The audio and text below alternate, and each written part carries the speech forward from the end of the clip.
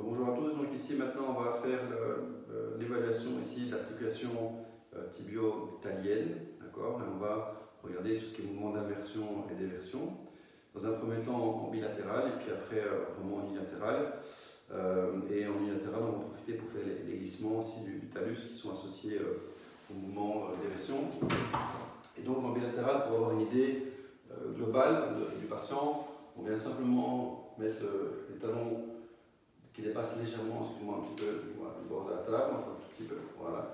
Et donc ici, à partir de là, je vais prendre le dos du pied, à partir du cou du pied, donc première commissure qui va être ici sur la partie antérieure du talus, bien venir englober le médio-pied ici avec les deux mains, et simplement je viens faire une inversion et je regarde la quantité et la qualité de mouvement en bilatéral, d'accord, pour le mouvement d'inversion, et je viens faire la même chose pour le mouvement d'éversion. Donc inversion, ok, éversion, quels sont les symptômes que je provoque éventuellement et quelle est la qualité et la quantité de mouvement que je perçois.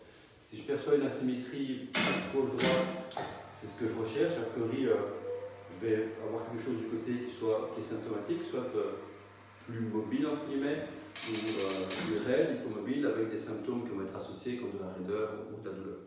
Imaginons que je provoque des symptômes ici, où j'ai une asymétrie ici de raideur de ce côté-là. Je peux venir investiguer que le côté symptomatique.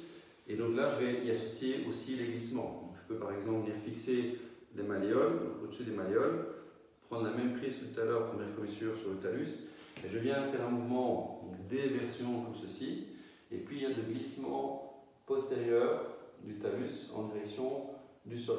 Je peux éventuellement faire une surpression aussi, ici avec ma cuisse, sur l'avant-pied pour augmenter la puissance du test. Ça peut être aussi une mobilisation, mais si on est dans la partie test, et donc en fonction de l'irritabilité, je vais pouvoir mettre plus ou moins de surpression.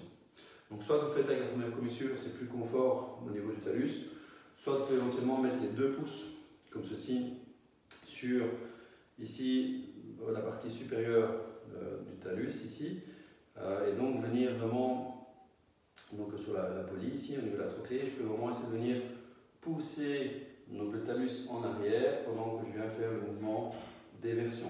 Okay, donc ça c'est très efficace aussi pour évaluer la qualité et la quantité de mouvement, les glissements postérieurs, mais ça peut être moins confort au niveau de la prise en fonction, par exemple si c'est un osteophyte ou autre à ce niveau-là.